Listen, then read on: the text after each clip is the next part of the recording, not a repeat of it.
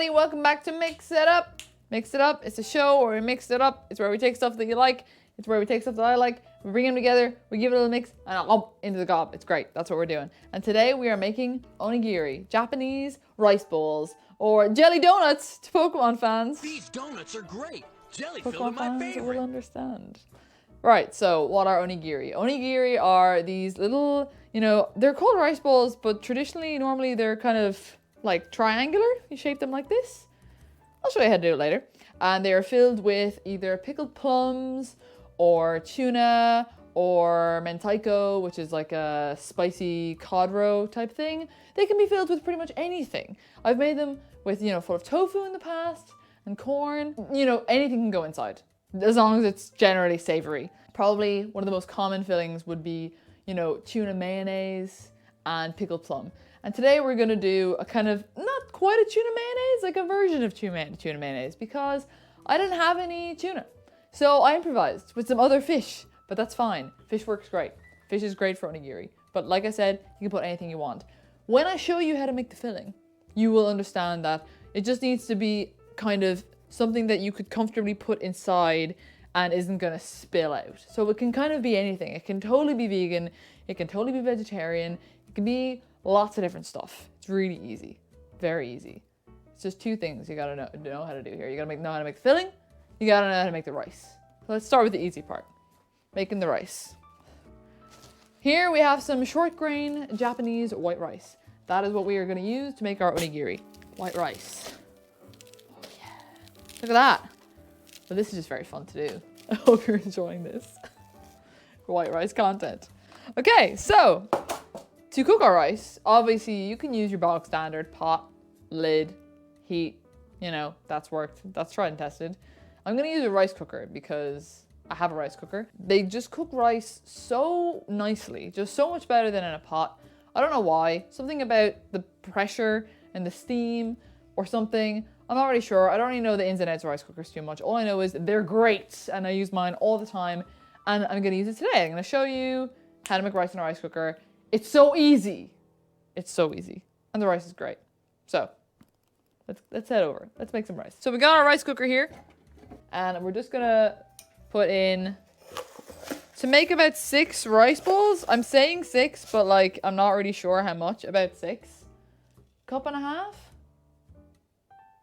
1 cup? Cup and a half? Cup and a half? Cup and a half? We're gonna try a cup and a half. But don't be getting out your cups and a half now. I'll tell you later how many this makes. This might make more than 6, we'll find out. So a cup and a half. So here's a cup going in. So we're gonna do a cup and a half of rice. The way rice cookers work for white rice is 1 unit of rice is to 1.5 of liquid. So I've done 1.5 cups of rice. So that is 2.25 cups. I think that's correct. Also, look at this cool trick I'm doing with the cup. Yeah, you like that, huh? Oh, I know why you watch this channel. I know you're not here for the rice. You're here for the cool tricks. All right, I'm gonna go get some water. I'm gonna get 2.25 cups of water. Back in a sec.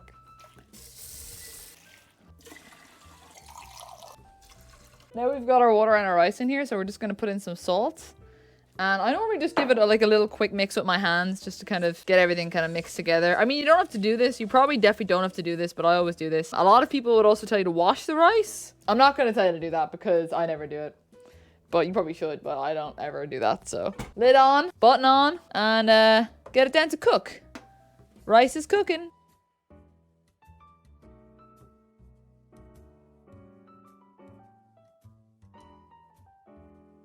All right, that's all you gotta worry about with the rice. The rice is gonna look after itself now. Don't be worrying about the rice. The chair is looking after the rice. The rice cooker is looking after the chair. They're happy. Don't worry about them, okay? Let's talk about the filling. So today, I wanted to kind of do a little riff on a tuna mayonnaise. I didn't have any, tuna in a can, anything like that, but I did have some cod in the freezer. And I also had some spiced mackerel paste. So what I've done here is I've mixed those two things together. I just steamed some cod and I mixed in some spiced mackerel paste. So basically what I'm kind of saying is any kind of cooked fish, oily fish works better, mackerel, tuna, salmon, trout, Those things work better. Crab. Woo! Not an oily fish, but my God, that'd be amazing. Like chopped up prawns. Oh, that'd be so good. Like there are some ones in Japan have like fried chicken in them. Do you know what I mean? You can kind of do whatever you want on the vegan end of things. Do a little bit of tofu, some scallion, maybe some seaweed in there, a little bit of soy. You know what I mean? It just needs to be, you just need to kind of make something that's gonna bind together. That's the only criteria, and it has to be savory.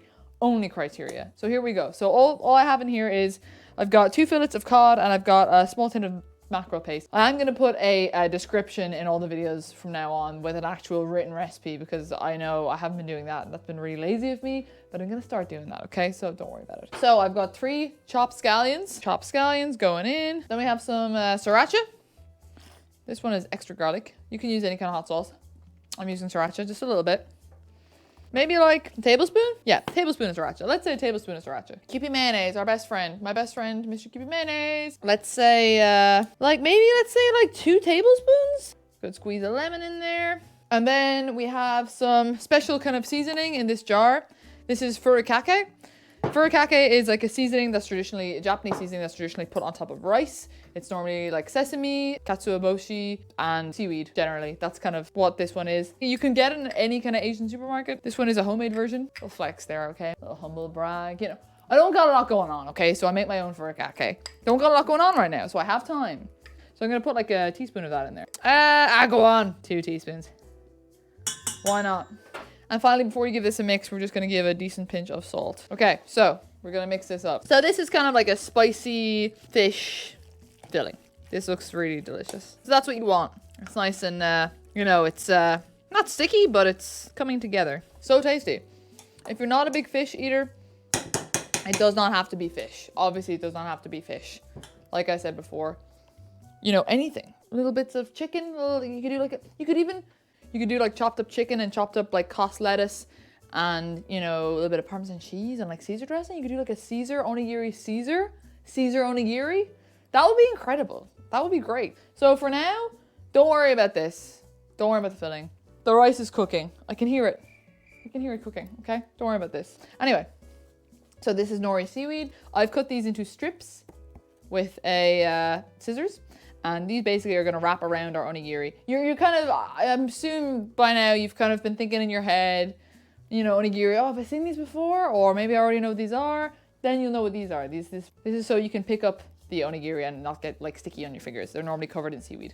So this normally goes in the middle of the onigiri. You'll see, you're going to see. It's all going to become very clear. So I've just kind of prepared some of these in advance. Literally just getting a sheet of nori. You know, they come in sheets. Cut it with scissors. That's it. That's the basic preparation. So for now, wait for your rice to get cooked. Your filling is done. That's all we gotta do right now. Great, so our rice is cooked, delicious and steamy. This is a Sushi Sho, which is like a rice seasoning for sushi. So I'm just gonna put a tiny bit of this in. You can get this made up in like most supermarkets. It's vinegar, sugar, and salt cooked down together. So if you don't have this, just a little dash of vinegar, tiny bit of sugar, tiny bit of salt on the rice. I'm just gonna put in like that. That's enough. Like just a little bit, like a very small, like literally a dash, probably about a teaspoon for that entire batch. And then we are just gonna break up this rice a little bit. We're just gonna kind of stir it around a little bit. And this is to kind of, so it doesn't all stick together in one big lump. And also to cool it off slightly. We're gonna need to let this cool before we start making our onigiri.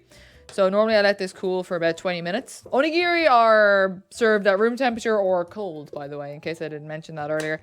They're basically like if a sandwich was made of rice. That's kind of what onigiri are like. It's kind of like not a sandwich. It's what you would have instead of a sandwich. Great for lunch. Great for breakfast. You know, they're just great. Especially if you're going to be spending time at home. If you're working from home, it's great to make like a batch of onigiri. Put them in the fridge and they're a great little quick lunchtime thing. Maybe you're on a Zoom call, some of you don't have time to make lunch.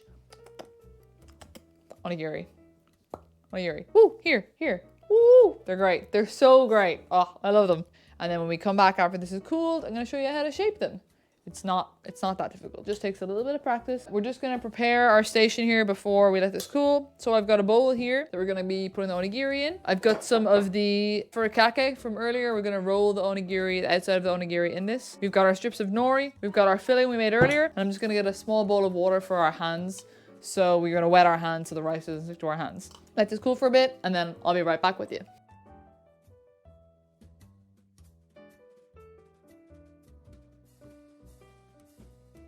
All right, so our rice has been cooling for about half an hour. It just needs to be, doesn't need to be cold. It just needs to be not hot because you're gonna burn yourself. Okay, so here we go. So we got our little setup here. We've got our filling. These are for our finished ones. Rolling them in this and then wrapping them in some seaweed. I'm gonna get a little scissors to cut these guys if they're too long. So onigiri, the thing about onigiri is you just gotta be a little bit patient. Kind of like when we were making gyoza. You just don't wanna overfill them. If you overfill them, if there's any filling exposed outside of the rice, it's gonna fall apart. It's gotta be entirely covered in rice in order for it all to stick together. So I'm gonna wet my hands, okay? A little bit. So basically we want the rice to stick to each other, but not to our hands. So we're just gonna take some rice like this, and we're gonna flatten it in our hands. Try not to get any on the table. Like this, okay? You wanna work with a decent amount of rice. Yeah, so it's not gonna stick entirely to our hands. Now it is very sticky, but we need it to be sticky. Maybe we'll even take a little bit more. You just really don't want the onigiri to fall apart. But don't worry if it does, because when I first started making these, like all mine were falling apart. Like it's more difficult than the dumplings, in my opinion. And we've got our filling here, okay? So like I said, just don't overfill it. Just like a small amount. Like that's realistically probably enough.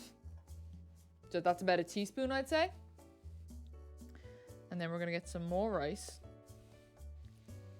And we're this is where things get kind of tricky. What do I do? No, it's fine. So we're just gonna get some more rice and put it on top. And before we start to shape it, we just want to make sure there's no rice kind of exposed on the outside. So like here, for example, you don't want things like that. So we're gonna start to kind of bring the rice up. I know this looks messy as hell, but don't worry. So we're gonna make it into like a bowl like this. And I'm just gonna put this down for a sec. Just here, just for a sec. And I'm gonna wash my hands. So they're all covered in rice. I'm gonna wash my hands for the shaping of the ball, okay? That's important. So wash your hands and then wet them with some water. Pick our rice ball up again. And now, see how I'm shaping my hand here? This is how we're gonna shape them. Just like this. We're just gonna keep doing this.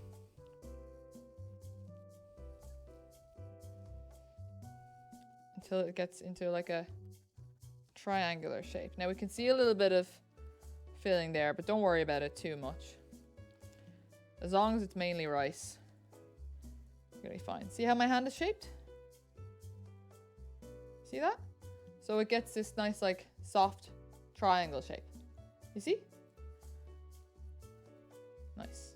Okay, so great. That looks like a really good shape to me. It's a nice soft triangle, which is what you want for onigiri. And we're gonna roll just the outside, not the whole thing, in furikake. So just run it in your bowl like this, and then, oh, perfect. Oh, that looks so good. And that's our first onigiri. And then we're just gonna set it aside here while we shape the rest of our onigiri friends.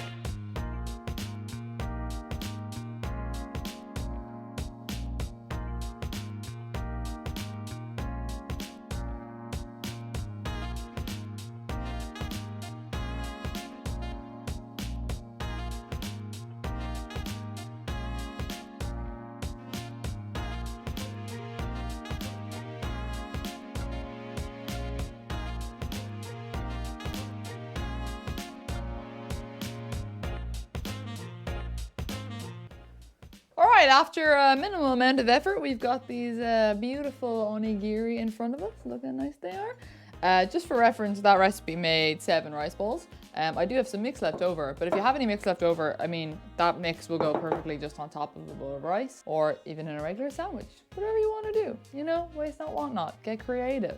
Tell me what you do with your leftover mix, or just make the recipe right the first time and you want to make leftovers. Like me, not like me. Don't do what I did. Before we wrap up here, we just have one more stop to make.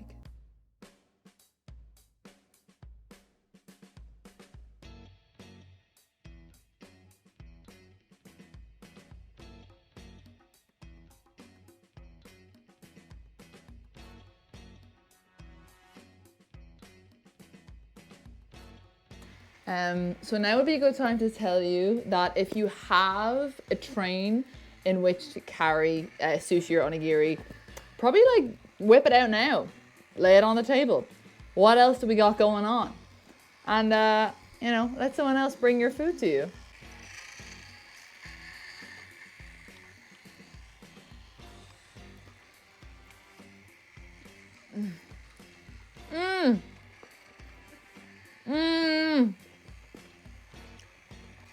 A little bit spicy, super umami, filling. It's just, I could not recommend making these like enough. Make them once at the start of the week. You can have one, you know, for your lunch every day or breakfast or whatever you want. I mean, me and Sarah are gonna eat these for dinner, so seriously, go nuts. Thank you so much for watching these videos. Me and the train have had a lot of fun, and I hope you have fun making them. Even if you don't have a train, I mean, don't let that hold you back. Let me know in the comments below if you like this, like and subscribe. Slide into my DMs on Instagram. I'm at Holly Dalton Chef. If you want any advice on how to make this, or, you know, tag me, show me if you make it yourself. There will be a description from now on in all of my videos about how to make everything, so you can find the quantities listed below. Thank you so much for watching. Bye!